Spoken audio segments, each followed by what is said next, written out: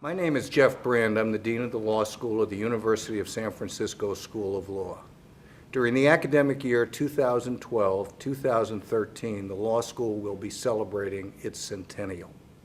And as part of the centennial, I thought it would be wonderful to have former deans come together to talk about the law school over many decades. And that is what we're doing today. So there are 5 former deans at the law school who I will let introduce themselves, and I hope by the end of this you'll get a sense of what the role of the dean is, challenges deans have faced, accomplishments that deans are proud of, and thoughts on legal education as we approach the University of San Francisco School of Law's 2nd century.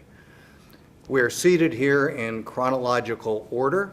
To my far, far left, the first dean, not of the law school, but the first dean of those who are still living, I guess we can say here.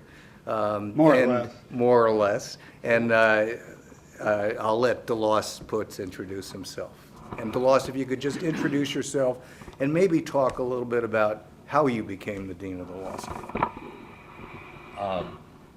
I'm DeLoss Putz. In the early 1970, the University of San Francisco, its former dean, Frank Walsh, had taken a leave, resigned the deanship, and was on a leave of absence. They were in the market for a dean, and I was at that time an assistant dean at New York University School of Law. I was also the product of a Jesuit education. I had gone to NYU Law School. I'd practiced in New York, and the dean of NYU, for whom I was working, brought the opening at the University of San Francisco to my attention, and I applied for the job. And in that context, I came out and interviewed here, met the university president, met the faculty, and eventually was named to the deanship in about the 1st of April, end of March of 1971. And you served for how long? I left the deanship in February of 1975, so I was there basically 4 very interesting years. Great. Paul? I'm Paul McCaskill. I succeeded DeLoss after a tumultuous period which DeLoss had led the law school into some very fundamental changes, and I think my main role was to consolidate those and get the law school onto a more modern basis. I was on the faculty. I was hired by DeLoss when he became dean, and then I was on leave when he had, we'll talk about it later, I'm sure, had a fight with the administration, which ultimately the law school won, but DeLoss lost his job as a result. And I was then, came first as an interim dean, and then I was chosen to be dean after that, and I served for just short of 6 years. So it was a very interesting time.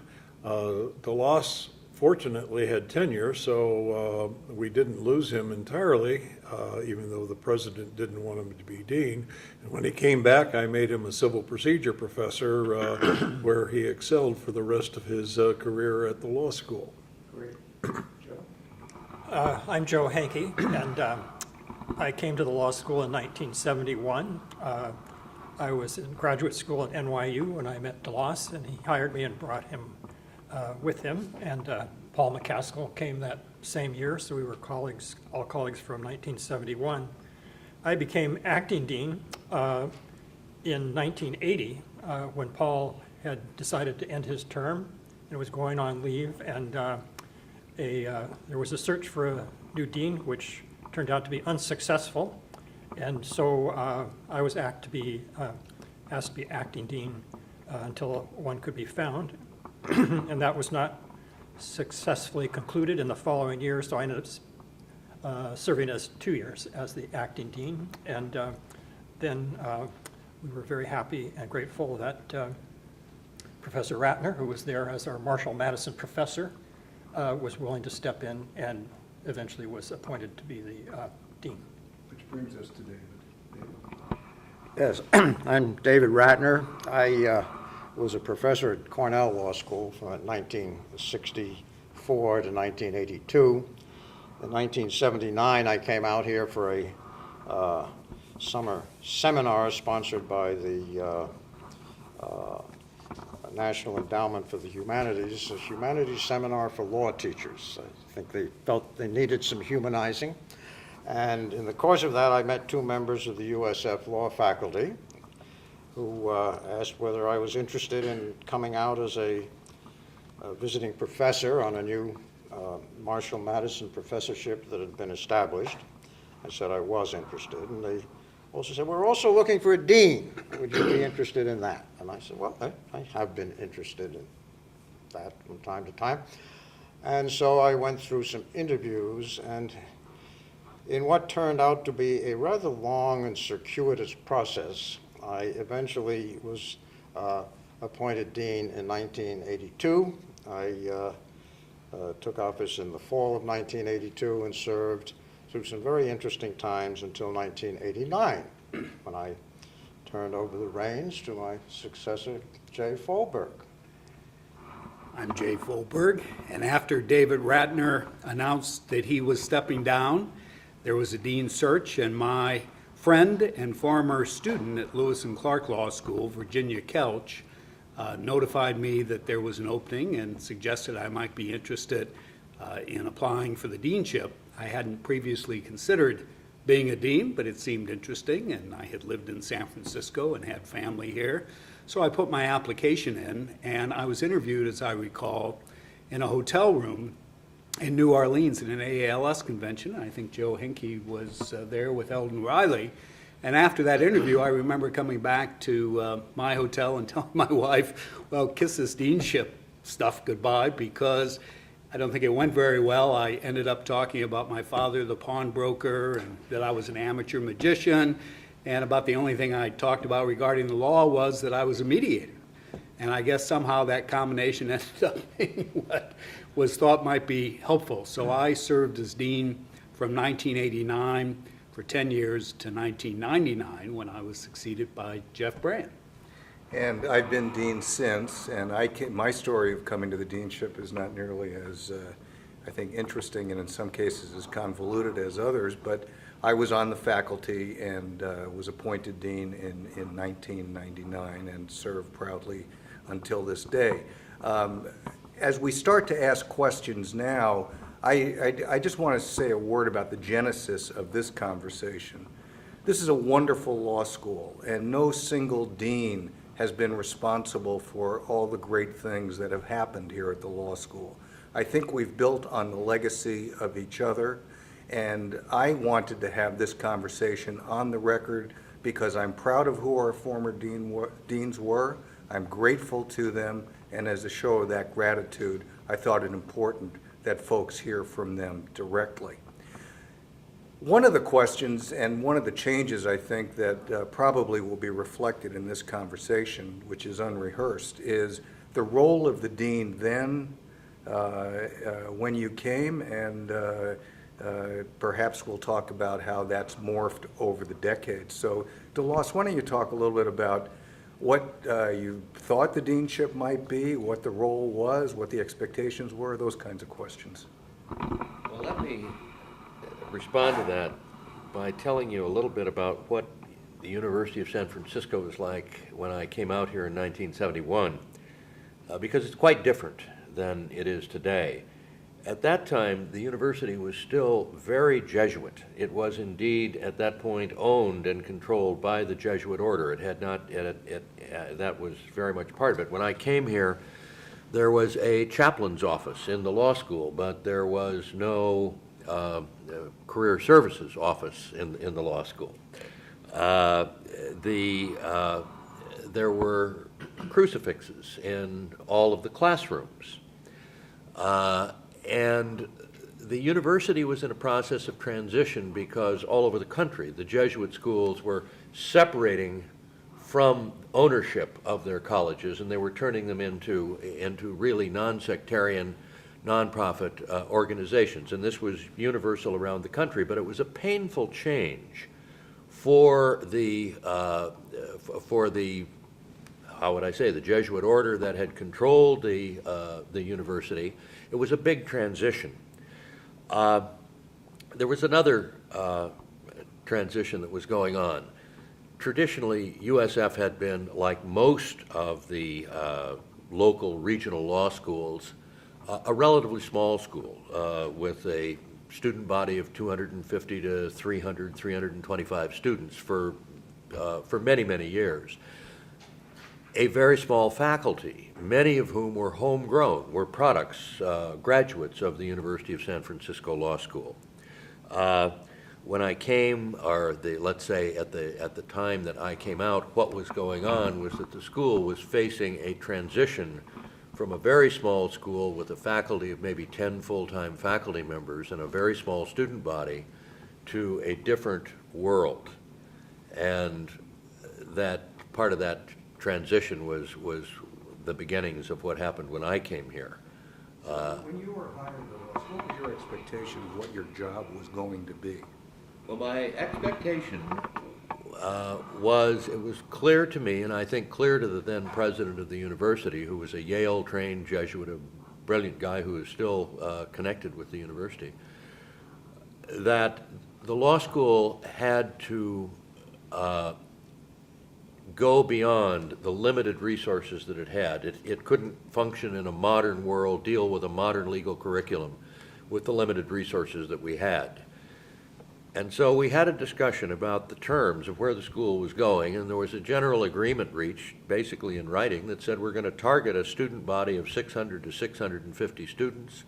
We will double the size of the full-time faculty to 20 rather than 10, and we will raise faculty salaries to a national median. We will begin independent fundraising for the law school, and that the expansion of the faculty will occur over a period of 3 years, going to from 10 to 14 in the fall of 1971, which gave me about 3 months to fill 7 vacancies, by the way. So managing that transition. Managing that transition, and these two gentlemen were among the 7 people that were hired at that time. And then things broke down, but I won't go into that now. And we will come to that. We'll talk about challenges in a moment. But actually, next we'll turn to Paul. And my first contact with the University of San Francisco was sitting across from Paul in 1979 when he interviewed me for a visiting position, which I took for 1 year. So, Paul, in light of what DeLoss has just said, can you talk about the role of the dean, trying to limit it to that as you perceived it when you took over from DeLoss? Oh, certainly. Well, we haven't talked about it fully yet, but it was a tumultuous time. The law school had grown, the faculty had grown, there were lots of new faculty. And the university, well, shall we say, it had not fully accepted the new role of the law school. There was a big fight about money. And indeed, even the law students brought a lawsuit against the university claiming that lots of money was being taken from the law school. Well, that's when I became acting dean and then later dean. And my role, I think, was one, we had to deal with the fact that it was a larger law school. We had severe space problems, and one of the things I set about doing was to raise the money to build a new wing. I had to deal with the university, which was still some degree of hostility existed between the university and the law school, but I had to try to bridge that kind of gap, plus keeping the law school running as it was. And there were problems, for example, on building the new wing, which was desperately needed. We could only operate with a 1-year budget, and the idea that maybe we could pay for it over 3 or 4 years was something the university wouldn't consider. So we had to raise all of the money before we could get started. The price went up about 50% during that period of time, but eventually we did get a wing added on. But I was fortunate. We got the money and it was ready to go. And at that time, I left the deanship and left on a sabbatical, so I wasn't around during all of the construction time. And my successor taking over as acting dean, Joe Henke, had to deal with the disruption that was involved.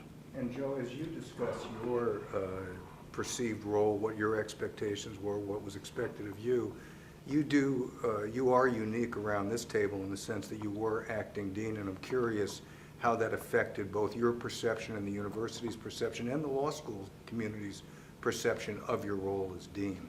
Well, it was really central to my experience as dean because Paul's saying he left these issues in my lap. As I mentioned earlier, supposedly there was a new dean coming in, and that didn't work out. So at the last minute, we were left with no dean. And eventually, some others more qualified decided that it was not wise to take the position, and I ended up as the acting dean. And and at the time, as Paul says, the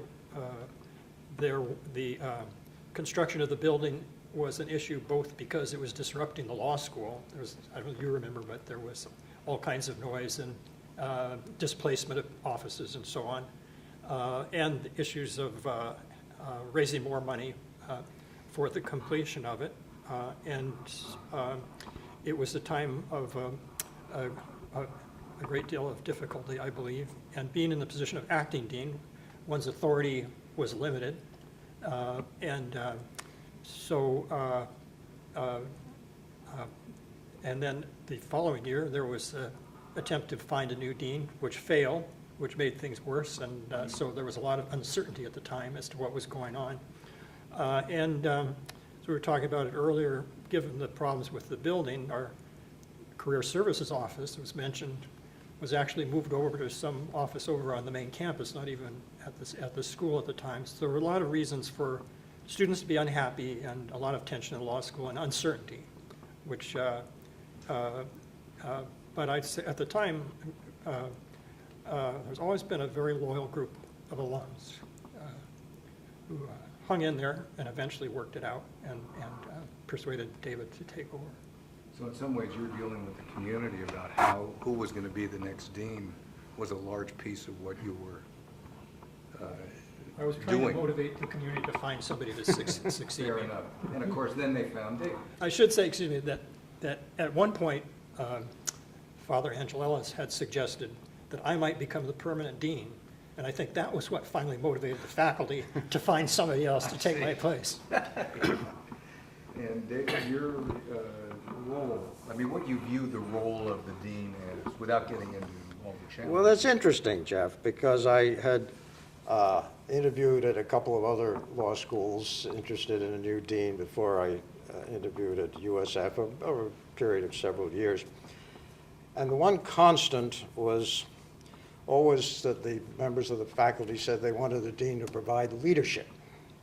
And I wondered about leadership. What does leadership consist of? I know that when a professor says, I want you to provide leadership, he certainly doesn't mean, I want you to tell me what to do. That is one thing that's clear. Maybe he means, I want you to tell Professor B to do what I think is right. That's the kind of leadership. But I thought about it some more, both before and after I came in.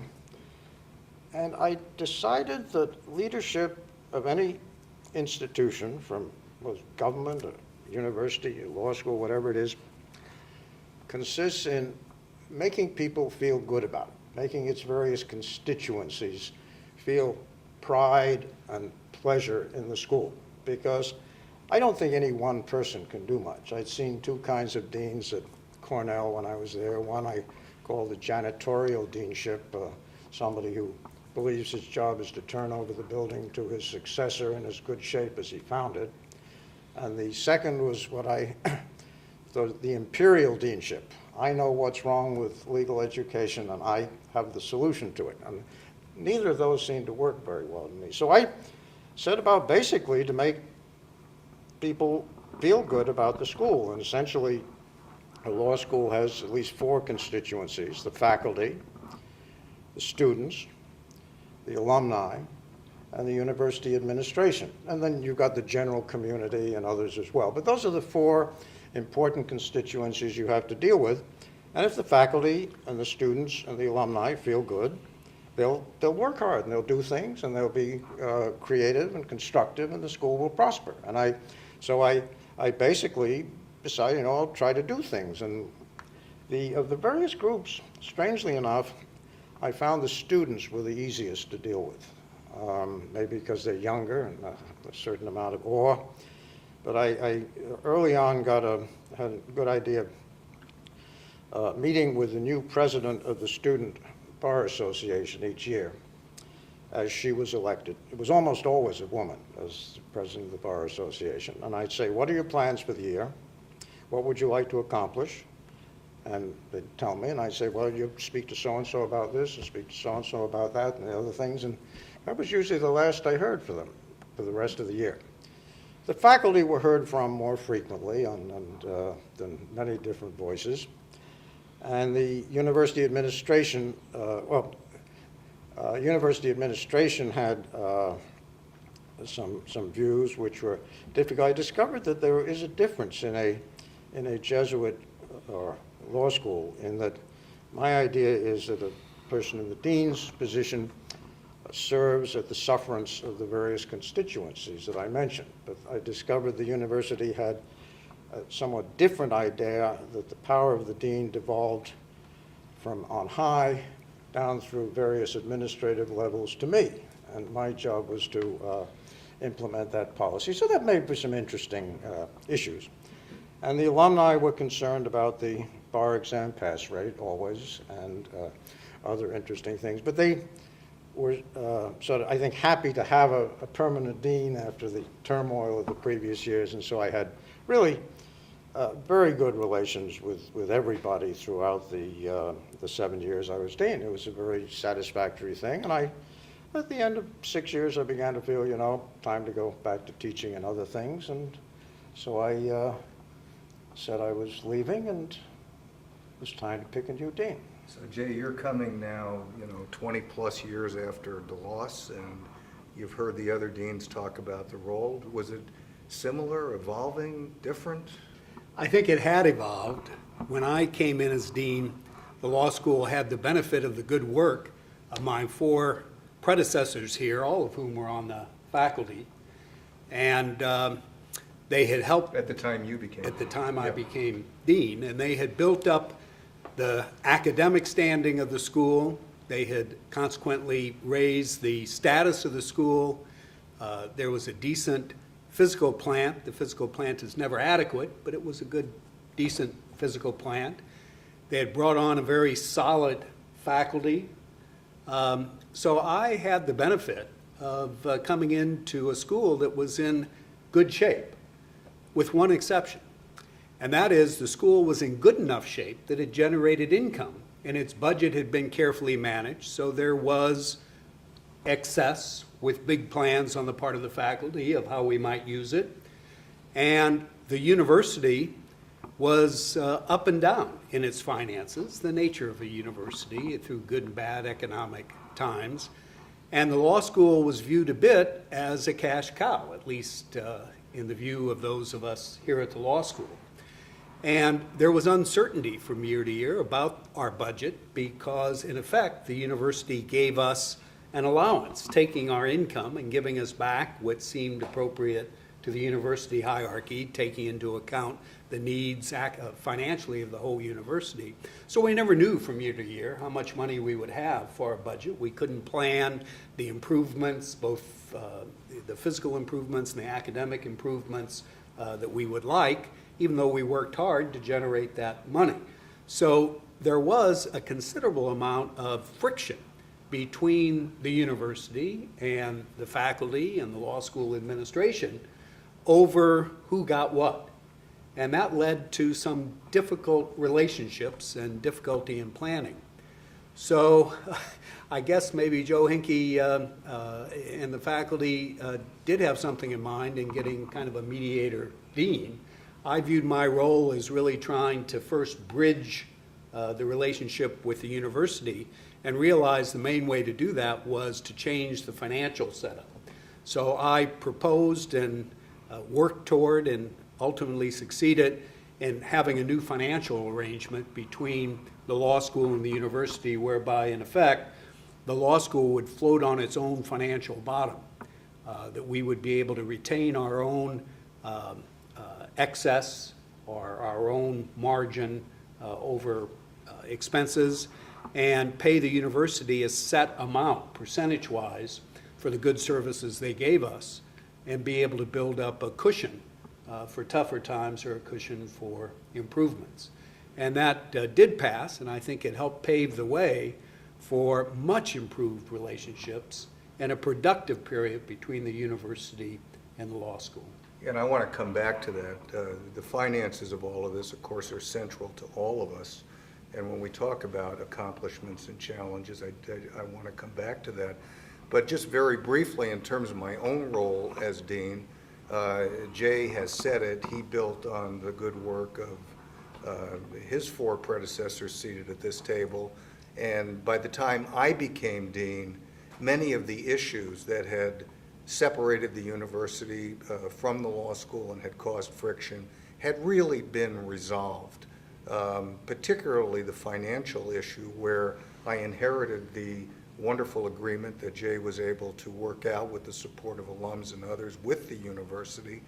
So in that sense, I've had a luxury that none of these other deans, except Jay after his work in reaching the agreement, had. And that luxury is to have control of income and to use it expeditiously in ways that take into account university needs, of course, but primarily take into account the needs of the law school. But I do think that since I've become dean, the role of the dean, I don't know if it's completely different, but is accentuated in different areas. And we'll come to this when we talk about the current legal environment, but first of all, raising money has become the central concern of the dean. Resources are limited, and it's critical that we have enough money to sustain the kind of programming, to expand the faculty, and to be able to train our law students to be the kind of skilled ethical professionals that we covet here at the law school. So I really viewed, and coming in, because I remember I was, all of these gentlemen were on the faculty at the time, Jay of course was dean, being quizzed very heavily about fundraising and the role that that would play, and indeed it has become a critical piece of what I view as the role of the dean. I think the other major change that has occurred is the emphasis on marketing, relating to external constituencies, both nationally and including our alums, the way we communicate. Managing a staff is very different now. Again, I've had the luxury of accumulated resources that these gentlemen helped develop, but as the staff is much larger now, and managing that staff is an issue. And of course, a role that's common to us is one of managing the faculty, building the faculty. I still remember DeLoss writing me one of many notes he's written me over the years, because DeLoss and I were sometimes, I think, the loyal opposition to one another. But you probably don't remember this, DeLoss, but you wrote something which I still have on my desk that says the most important thing you will do will build your faculty. That's the most important thing you will do as dean. And that has, in fact, been a major function of my time as dean. And I just want to conclude with this piece of it, because I think there's some interesting symmetry based on, or at least interesting bookends. DeLoss talked about Jesuit universities separating themselves from the hierarchy. And in some ways, one of the roles that I have been most proud of as dean is emphasizing the Jesuit roots and Jesuit values of the law school. So in some ways, despite the separation, I think now, I hope in any event, that the Jesuit roots of this university and its connection to the values that guide the university are more clear than ever. So in that sense, it's kind of an interesting In some ways, we've come back to where we started, although the separation, of course, with the Jesuit universities from the hierarchy, as DeLoss explained, is something that occurred back then. So my role, I guess, is it's a larger law school. It's a more external focus, and integrating with the values of the university is something that is very important for any modern dean at the University of San Francisco School of Law. That was interesting to hear the evolution of all of that. You know, I think we should set the physical context, and I think actually Paul and Jay maybe should comment on this. Right now, we're sitting in the terrace room, which is, maybe we could just pan to just see what the room looks like. I don't know if you can, maybe you can't, but we'll shoot it later. But the library is gorgeous, and we're in now the beautiful terrace room where all of our faculty meetings are held. And when DeLoss became dean, there was Kendrick Hall, which had been dedicated in 1962. And I think there were really three of us involved, and if I'm wrong about this, please correct me, really involved in the evolution of the physical plant. And that would be Paul, Jay, and myself. Paul, could you just talk, and just for a minute or two, about the expansion of the facilities that you oversaw? Certainly. Kendrick Hall was opened in 1962. It was built for approximately 300 students. It had 9 faculty offices, and it had a handful of other offices, and it had a fairly good-sized library for 1962. Well, by the time I came, there were twice as many students, actually more than twice as many. The faculty was on its way to being doubled in size. When I came, we had to take the seminar room and cut it into 4 offices. So we had one less classroom for our students, but we had to accommodate faculty some way. Well, I spent a lot of time on what we could do by way of expansion. And it turns out that when the building was originally built, there was some plan in terms of the foundation for adding a wing on to then existing Kendrick Hall. The problem, as I indicated, was getting the finances. There was also a problem on how to design it. The university was unwilling to look at any architect other than the one that they had always used, so we were sort of constrained by that. And so that was a lot of my focus. And part of that focus, and something which I think was very important in the long run, was trying to build up some kind of clout for the law school itself.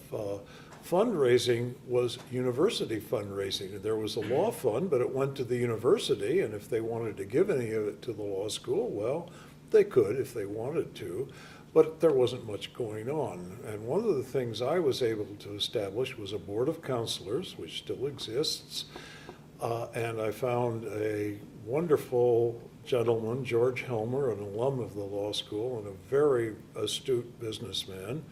And we formed a board of counselors which served as a counterweight and also helped a great deal as far as fundraising is concerned. Well, let me interrupt you just because I want to just stay on the facilities thread for Yeah. a moment. We'll come back to you in a second about counselors and the role of all of that.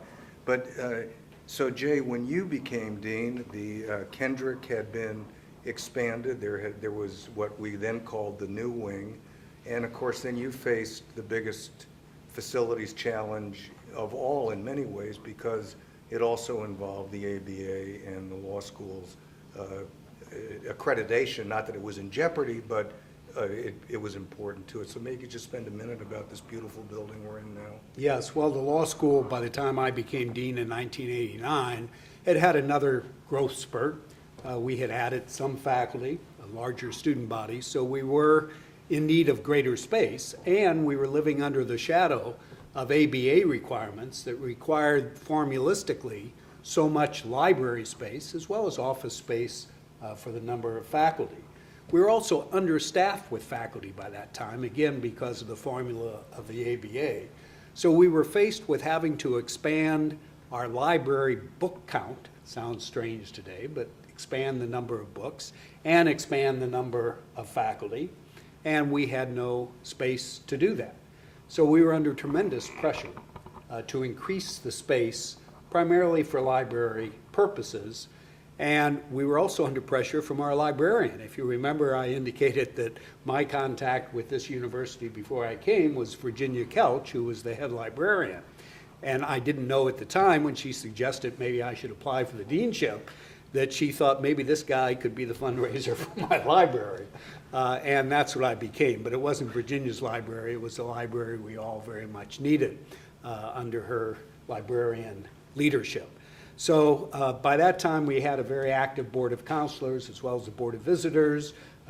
My predecessors had put in place a good fundraising base in terms of our own director of finances and director of campaigns.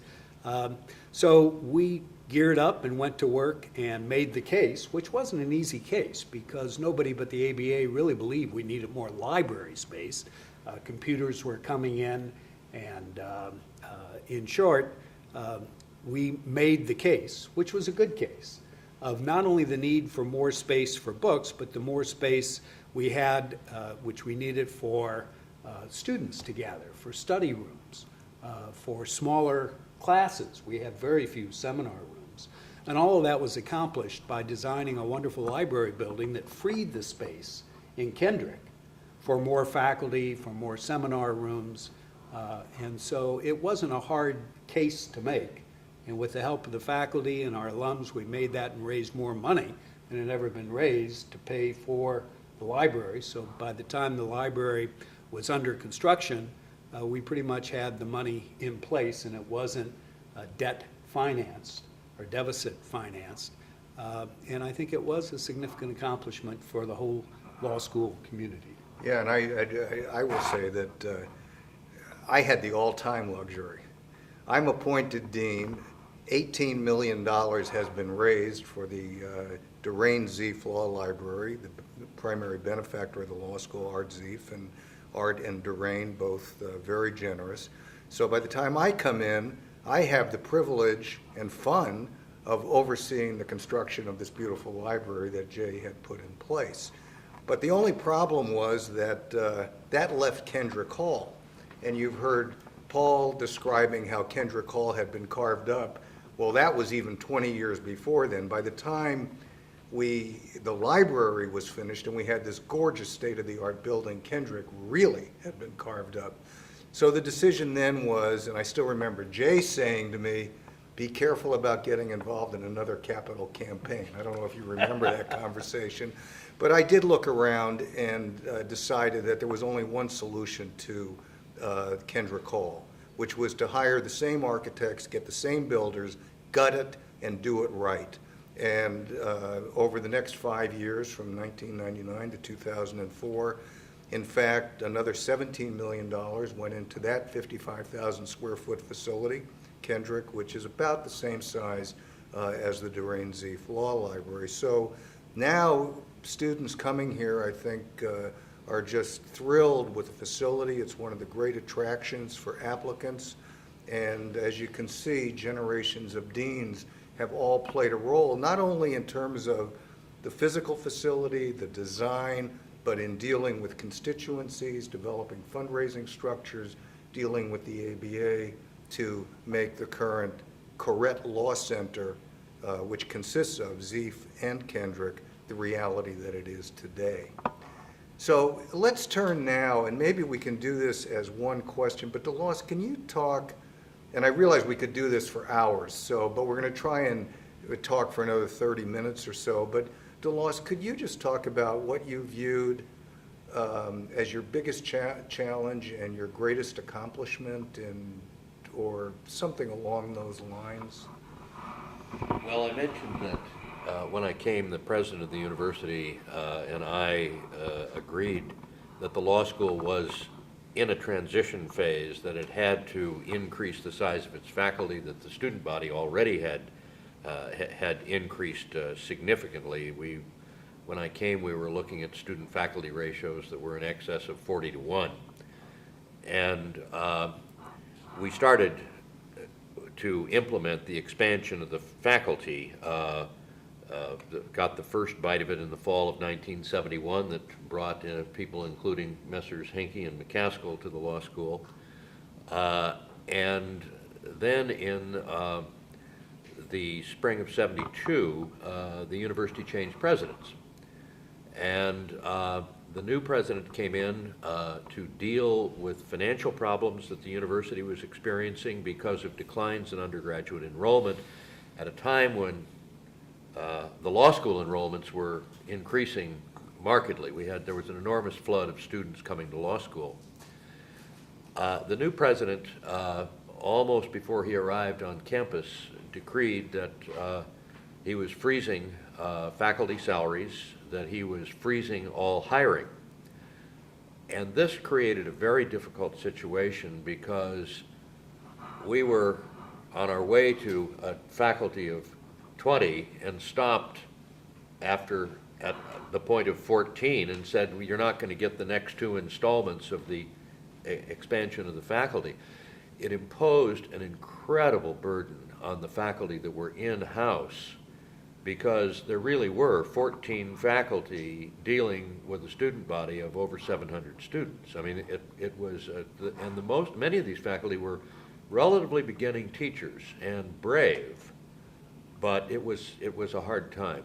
We asked the American Bar Association to inspect the law school and the Association of American Law Schools to carry out an accreditation inspection. We were due, we were in fact overdue for an inspection, but the inspectors came in March of 1973, and I'll just give you the very short version of that process, which was that the inspectors believed that the school, the law school, simply was in dire straits, that the university was appropriating more than 30% of our total tuition income as university overhead, that our faculty was inadequate to the student body that we had, and over the period basically culminating in a meeting with the ABA accreditation and AALS accreditation senior committees in December of 1973, the ABA told the president of the university that either the commitments that had been made about expansion of the faculty be implemented and implemented rather immediately, and that salaries be raised rather immediately, and that some monies be restored, or accreditation was going to be withdrawn. The ABA sometimes can be criticized for being becoming too involved. This was an instance because of the rather dire situation in the school, in which I think it was probably justified in acting as it did. The president of the university understood the seriousness of the situation, as did the trustees of the university, and they said, all right, we understand that we can't do what we've been doing, and they backed off.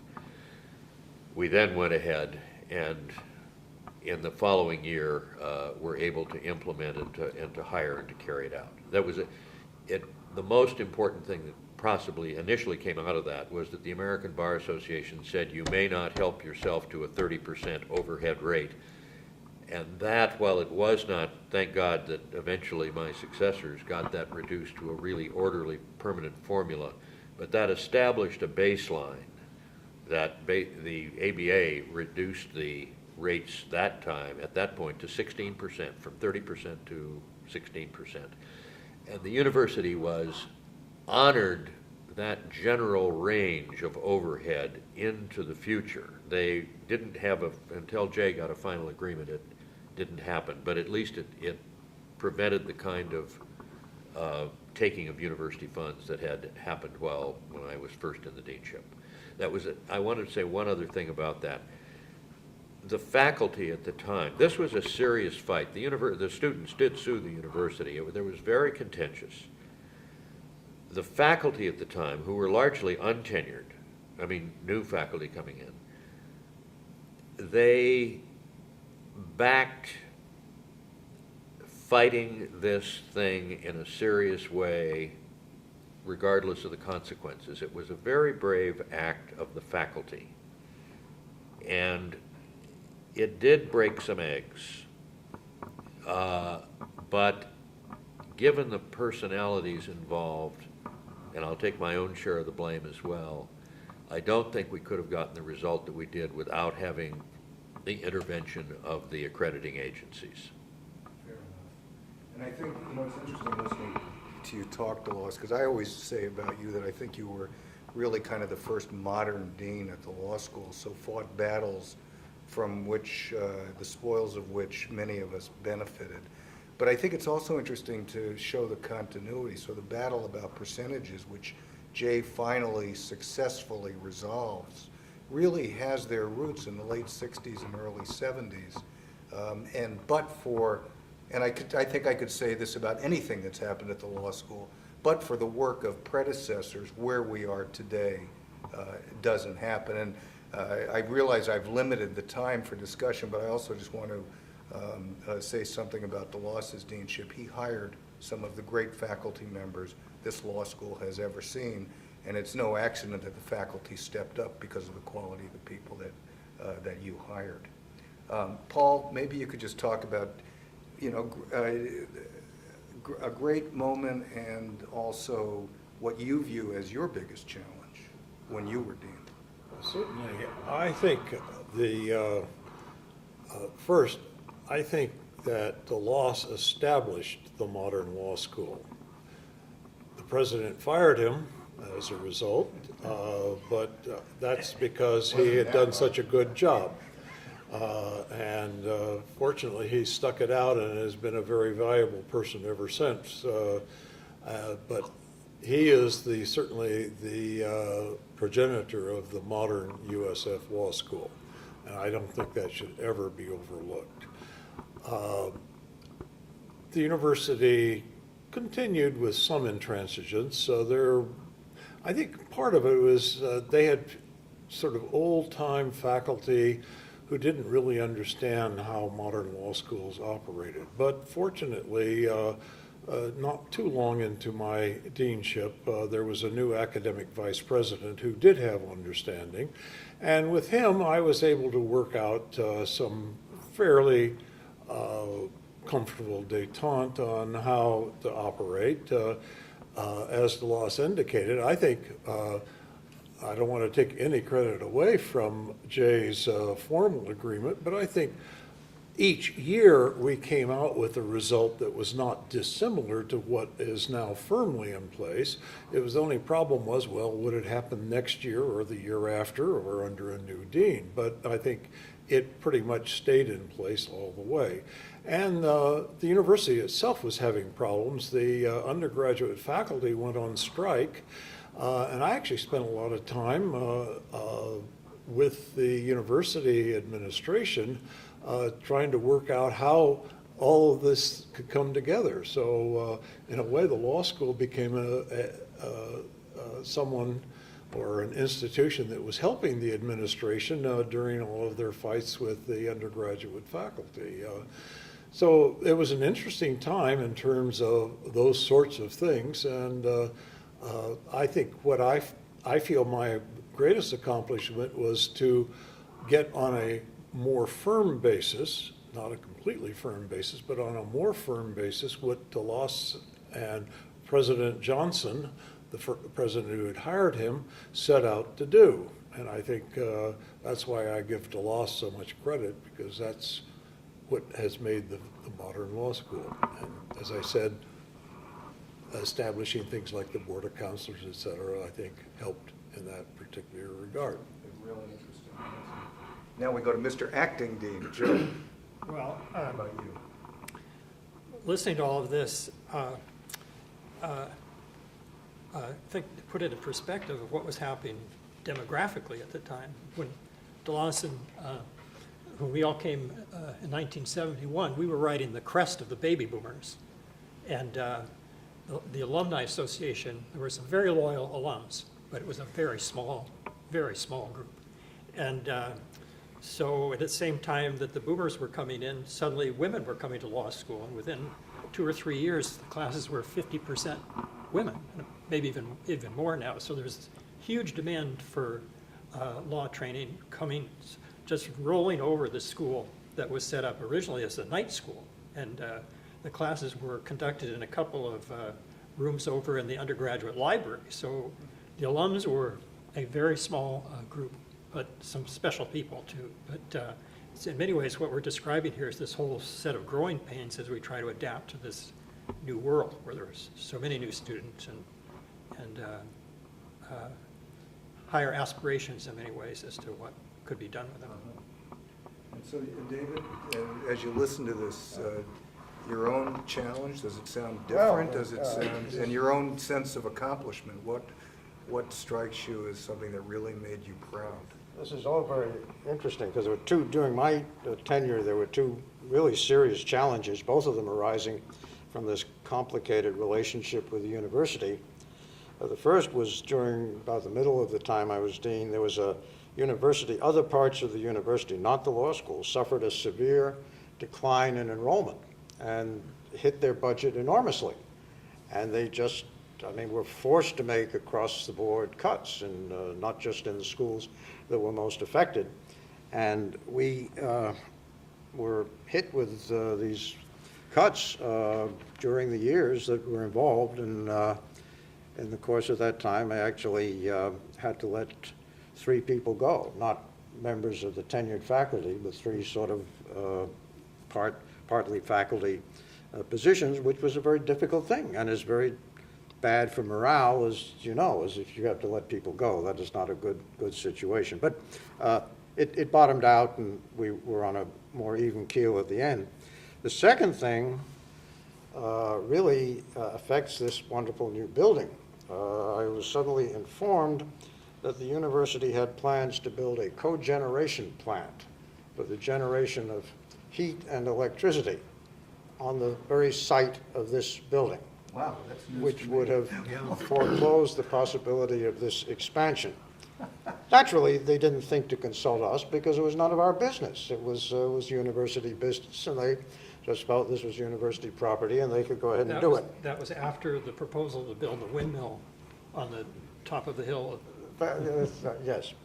So at this point, the value of the Board of Counselors came into play. George Helmer died, sadly, shortly after I came in, and was succeeded as chairman of the Board of Counselors by Henry Howard, who had graduated from the law school many years before and was senior partner of the Howard Rice firm in San Francisco. And I told him about our problem, and he said, let's have a meeting with the university officials who are in charge of this plan. So we had a meeting up in University Hall with about Henry and me and about 6 senior officials of the university. And Henry was an office lawyer. He wasn't a trial lawyer. And he's very quiet. He just asked questions. And by the time he finished asking questions, I could see that the university officials there not only were dubious about building a cogeneration plant next to the law school, they were dubious about building a cogeneration plant at all. It was as masterful a job of lawyering as I have ever seen in my life. I've been eternally grateful to Henry, and the whole law school should be, for what he did. They did eventually build a much smaller cogeneration plant in the basement of Gleason Library, which is still operating. But this, I just thought, we really dodged the bullet on this one, and Henry Howard was responsible. I did some modest changes in the Kendrick while I was there. We built a new moot courtroom, which has since been supplanted, which was very nice. It even got a lighting award from Architectural Lighting magazine, which I thought improved the atmosphere. But one thing I did, which I think was helpful for morale and also the quality of the student experience, was bringing in a number of visiting professors from other schools, top schools, who really offered a new perspective to the school and helped a lot. And particularly, by chance, I happened to meet Charles Reich, who had been a professor at Yale Law School for some years and then had moved out here, and he retired from teaching and stuff, and I got a message from him later and said he'd be interested in getting back into teaching. He is the author of The Greening of America, as some of you may recall. And I had some misgivings because he was so an offbeat type, but he had been a law clerk for Justice Black and constitutional law scholar, and he first taught a seminar on law and society, and then he said, well, could I teach a section of constitutional law? And I took a deep breath and said, sure. And the students loved it. It was great, and he taught for quite a few years. I don't remember how many, but he loved it. He's gotten back into teaching, and the students loved it. And it just, I just looked for opportunities to bring in people from outside, and also to re-energize people on the faculty. One faculty member in particular, who'd been here for quite a while, I think is still here, had sort of become somewhat disaffected. And I sort of encouraged him, and he wound up developing a lot of innovative courses in the law school. Still is a course in investigation. I don't know if any other law school has a course in investigations, a clinic for people cheated by stockbrokers, which is an unusual thing. And so I just, I felt if I could encourage people to, feel good about the place, and they would do things. And I think it's they interesting, did. David, to hear you talk, because when you talked about the role of the dean, you talked about instilling pride and supporting faculty, and it sounds like in some ways that is one of your most memorable and deep-held good feelings about what you accomplished as dean. Absolutely. I think that's the heart of the job. Jay? Well, as I listened to my predecessors talk about challenges and accomplishments, and particularly David's comments about the Board of Counselors stepping up and strength of the faculty and some innovations, I'm reminded of something that we all know as dean, and that is it's probably more accurate to talk about what happened in the way of accomplishments during our watch. Being a dean is a pretty humbling experience, and though we probably have to take credit or take responsibility for problems and difficulties, I think we all realize that we can't fully take credit for the accomplishments during our deanship. And I don't say that in some cute or hyper-modest way, but it's true. It truly is a community. And if it weren't for the support of the Board of Counselors, of the alumni, of the goodwill of the students, of the tremendous work of the faculty, and an outstanding administration staff, these accomplishments wouldn't happen. So it wasn't really my accomplishment to get the financial deal. I had to have alums, and particularly members of the Board of Trustees of the university who sat representing the law school and the Board of Counselors doing the lobbying and working. They thought it was a good idea, and they helped push it. As a new dean, I couldn't have done that by myself. And the same is true, of course, in building a new law library. It took money, and that took alums. It took boards of counselors. It took leadership. It took a development staff. And this school has been pretty fortunate in having those resources available. And so I think, if anything, my biggest accomplishment was kind of making that bridge to the university so we didn't have to divert too much of our energy in fights with the university. Instead, we could harness the power of the university to get our job done, which was raising money in the community and having the university donate this land. I mean, it wasn't really a donation from outside, but could have been used for a lot of university purposes, and they agreed to use it for a new law library. Again, with a little help and encouragement from influential alums and a demanding student body on our part. So a lot of things came together for each of us at certain times to make those accomplishments. And if I had any accomplishment, I think it was kind of keeping the peace and marshaling the resources to move it all toward some concrete goals, whether it be the new law library or international programs, which were more fully developed thanks in large part to faculty like you who led that, but we had the time and the resources to pursue it. So I think, if anything, it was that marshaling of good resources and help, and the freedom to use our energy and our money toward really building the law school to be a better place that you've carried forward. Yeah, and I just, you know, I would say I appreciate your modesty. What I appreciate is your recognition, as I do, of the legacy of other deans. But having said that, you took on the battle of forging an agreement that had pestered, made crazy, almost brought down in some ways. DeLoss, you left because you had won a battle, and you know, Jay, you really took it on. And I will say this, I cannot tell you the number of deans to whom I have emailed that agreement. And it probably, if there is such a thing as a standard agreement for a financial relationship between a university and a law school, and beyond Jesuit law schools, it's the agreement that you forged. So I appreciate your modesty, but on the other hand, I think we all acknowledge, and I think David, when we were having lunch before this conversation, said, in some ways, that is the most important thing that's happened to the law school in 30 or 40 years, without minimizing anything anybody's done, and I think we would all agree with that. And I also agree with your comment about things come together. You know, what makes me proud of the law school? I am very proud of the relationship I have with the university. The two gentlemen to my immediate left are both Jewish. I'm Jewish. So we've had a string now of nearly 25 to 30 years of Jewish deans of Jesuit law schools.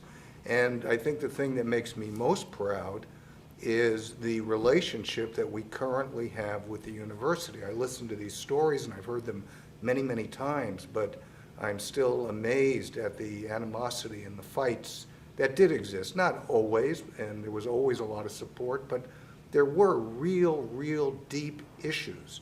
And I can honestly say, and I hope I've had something to do with this, that I haven't experienced any of that in the time that I've been dean. I'm very close to the Jesuit community, very proud to be the Jewish dean of a very inclusive Jesuit law school. But as I say that, I know that, you know, what you folks did, and Jay, I remember specific stories of tough times, but then starting to build bridges that had not existed in the past.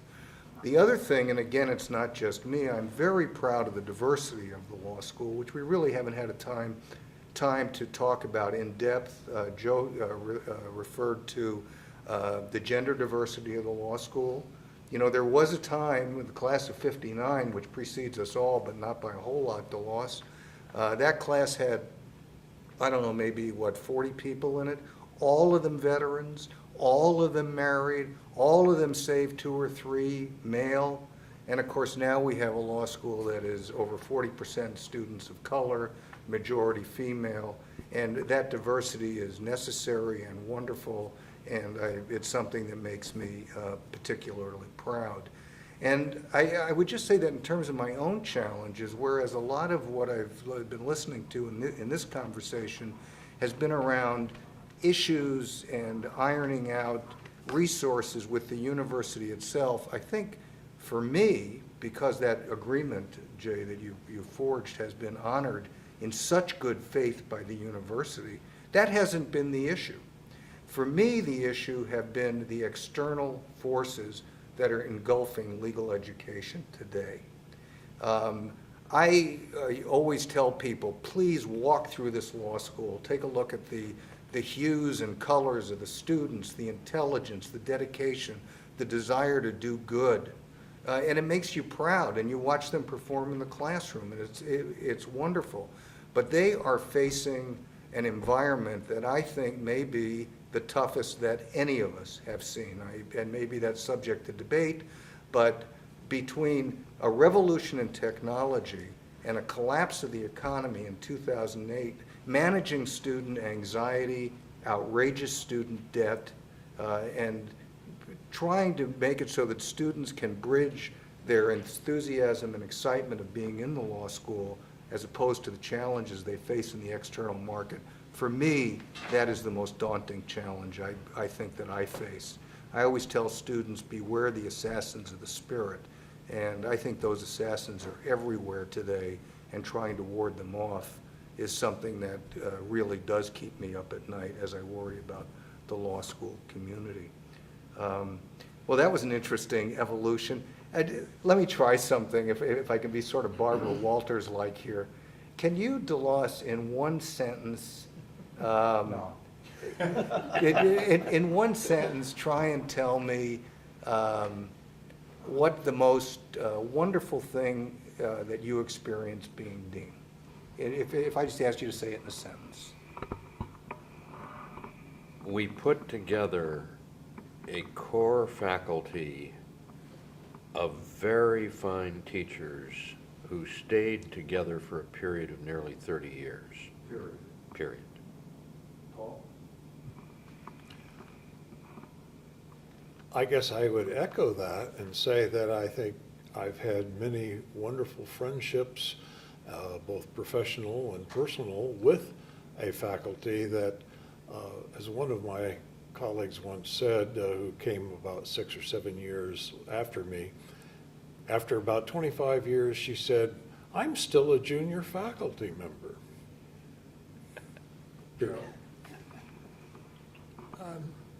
I think that given the time when I was dean and under difficult circumstances, and I touched on it before, was to discover there were some really wonderful alums who stood up and helped me. I'm sure the rest of you experienced that too, during very difficult times, and were loyal when there was a lot of criticism of the law school and unhappiness. And as described here, would stand up to the university too and represent the law school well. So there's some wonderful people who did that. And that would be the fondest memory. Yeah, I don't have any single incident that stands out, although I must say one wonderful thing which showed me that fundraising is not a linear process by any means was that the largest gift received during my time was the bequest of approximately $4 million from the estate of a lady who was murdered on a cruise ship, which was, and I had never been able to meet either her or her late husband, so that it sort of was like something, well, I guess if I just go along, nice things will happen. You're not going to give me credit for drafting the residuary clause of the will? No, we're going to give this credit to Ted Call. Okay, we'll take it. And Jay? The best memory I have of being dean has come more than a decade after being dean, when I've met alums of the school who were students while I was here. And they're just terrific lawyers. I see them in mediation. I see them in court. I see them on occasion on the news and their accomplishment. That, and combined with it, seeing some of the newer faculty a decade later, and what wonderful profs and what an important part of the school they've become, are the best thoughts I have of being dean. And for me, as I'm still in it, I think being part of an inclusive community that is dedicated to doing such great things and getting to know faculty and working with students and getting to know alums has been thrilling. And I can't think of anything I've done in my life that I, in some ways, am more proud of and feel better about. Let's do this. Let's talk a little, and because we've all been following, these are very tough times for legal education, as I tried to indicate. And so as you sit where you sit now, maybe you could tell us, first of all, where you are now, how you're spending your time, and also any thoughts that you might have about the current status of legal education and what challenges you see for the law school in its second century. Thomas? Well, personally, I stay involved with law to the extent that I continue to do a fair amount of court-sponsored mediations, both for the federal court and for the state courts in Marin and San Francisco. And I'm also active with the Bar Association in the matter of handling fee disputes, which is always entertaining. As far as legal education is concerned, I'm glad I'm not a dean today. I don't envy you your job one tiny little bit. This is a very, very hard time. I, like old men, tend to venerate the past, perhaps more than they should. I have a perhaps an overdone faith in the importance of teaching basics thoroughly and well. And I am disturbed particularly as terms of developments in legal education that trouble me are the notion that the students at the general run of law schools in the country, including USF, are benefited by the same type of condensation of curriculum that works at Yale or Harvard or the most selective law schools in the country. I'm not a student of education as such, but just my experience as a teacher in the classroom says that there are great dangers in attempting to bring along people who simply do not learn at that same instantaneous pace. You know, that troubles me a great deal. And the last thing I would mention is that I don't believe that the current economic model of education is sustainable for tuition-supported law schools. I think that I do not have a solution to the problem, but I think that the current model has to be examined. And by the current model, I mean one which anticipates the rates of increases in tuition that have gone on routinely in the last 20 years. And living these issues day to day as I do now, I could not agree with you more. Paul, and you're up too, and as you look at the current legal education, what should USF and the law school be worrying about in its next 100 years? I think the problem is how the students can be financed, how they can go off and take up a rewarding career, that those who could go to large law firms and earn large amounts of money have some options other than that. And of course, some students won't have that opportunity. Well, how do they manage to pay off enormous amounts of student debt? So I don't see an answer for that. I guess for a few, their families can afford it, but for a lot of very talented people, I think it's going to be very difficult. I guess that's what I fear the most. But I wish I had a solution. Joe? I'm still teaching now at Seattle University, a sister university, Jesuit university to the University of San Francisco. So I'm still seeing in the classroom all the wonderful students as we've seen in the past, and most of them, I'm confident, are going to obtain the benefit of their education and make use of it, and despite all of the hard times in the world today, are going to go out and it will be rewarding. But I share all the things they're saying about the expenses of it and the difficulty in entering the profession today. It's a very difficult time. What are you up to? Yeah, I remember when I first came in as dean, I happened to meet Jeff Brown, the public defender of San Francisco, was it? And his cousin of Jerry Brown. And he said, you know, I really like hiring USF students rather than students from Bolton, Stanford. The reason is the students from Bolton, Stanford want to find a new constitutional principle to govern every case and things, and whereas USF law students will actually say, well, let's see what facts we can find to justify acquitting this person. And I think that's the strength of the law schools. I think, quite frankly, law schools have become pretentious. They spend huge amounts of money pretending they're not training schools. They're centers of learning. Well, a lot of students want to come to law school to become lawyers. And I think basically it's going to mean that the law schools are going to have to scale back. One statistic that strikes me is when I graduated from law school in 1955, the tuition at Harvard Law School was $800 a year. And the starting salary in the top Wall Street law firms was $4,000 a year, ratio of 5 to 1. Now the tuition's around $30,000 a year and up, and starting salaries at top firms are $150,000 a year up. Still 5 to 1. A lot of zeros added in there, though. And I think if the top salaries start coming down, then the tuition's going to have to come down, and law schools will have to look for a different model. I saw a story in the Times yesterday to the effect that you're going to have to look at law schools that go back to the old model of what USF was at the beginning. A school staffed by part-time teachers who are also practitioners or judges, aimed at people who want to become practicing lawyers and aren't interested in reforming the world. So anyway, I think it's going to change. And what are you up to now?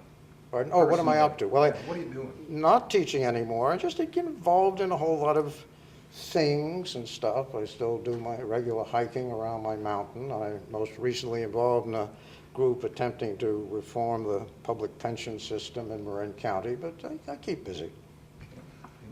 Let me add one other thing, and that is, I think one of the strengths of University of San Francisco Law School is the part-time program. Of course, that's the way it started originally as one of the old alums once told me, he said, USF was founded for the sons of the Irish washerwomen. Well, that's where the law school started, and with the part-time program, with students who are able to work and pay for their tuition and pay for their living, it's a place where USF can still provide a legal education, and we've had a lot of success with part-time students. There have been many, many successes. So I just wanted to add that's maybe a hopeful note. Right, that's an important part of the history. Thanks for noting that. Jay, what are you up to? And briefly, what you see as challenges for the law school in the next century? Well, I still have the benefit of sharing a faculty office space here at USF. A very nice one, I might add. It is nice, and I have great company with Tom McCarthy at the other part of the desk. So that gives me the opportunity to continue to do some legal writing and keep up on the law school textbooks that I'm involved with. I spend most of my professional time mediating litigated cases with the JAMS organization and training mediators around the country. I have the opportunity as well to do some guest teaching. I have a deal that any prof in the Bay Area who uses one of our textbooks gets me for one class, if they want it, to guest teach the class. So I get into the classroom at various law schools in the Bay Area, and I'm pleased with what I see. I see no significant difference between the students as I knew them both as a teacher and as a dean, and what I'm seeing now in terms of their level of interest, their intellectual capacity, their drive, their concern about public policy and public good. So I'm encouraged by that. I'm distressed, though, by the debt level, as my colleagues have said. I had the benefit of a totally free education in terms of no tuition, either in college or at Bolt Hall. When Paul and I went there was no tuition there. Small fees, but no tuition. And DeLoss made reference to tuition-driven private schools. All law schools are now tuition-driven. The public schools depend nearly as much on tuition as does a private school like the University of San Francisco. And though certainly I don't have an answer to that, it's of great concern because I'm a former legal service attorney and was pleased to take a job without student debt so I could work for very little and feel good about what I was doing. I think that type of work is becoming harder and harder, not that the students don't care or that they've lost their values or their drive to serve the public good. They just can't afford to do it.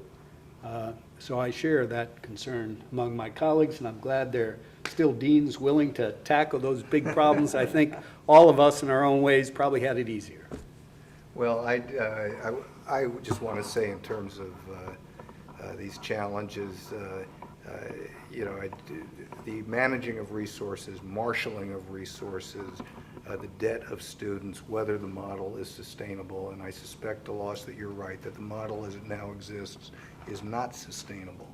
And meeting all of those challenges really is what I think the biggest challenge for the law school is going to be in the immediate 10 to 20 years. I do share Joe's optimism about students being able to use what they're learning here at the law school to their benefit. And I would not be dean, or I would be remiss as dean if I did not say that a challenge the law school is going to have into the next several decades is being able to communicate the value that we give to our students and being able to convince alums and friends of the law school and foundations as to the importance of supporting law schools to benefit the common good and to promote the rule of law with justice. And that challenge and making that case is something that's going to be critical, important, and also difficult over the ensuing decades. So there you have a look at the University of San Francisco School of Law through the eyes of deans over, 5, 6 calendar decades. DeLoss Putz, Paul McCaskill, Joe Hankey, David Ratner, Jay Folberg. Thank you for getting together with us, Joe, coming down from Seattle. And we look forward to the second century of the law school, despite the challenges, and could not be more proud of all that we've accomplished in our first 100 years.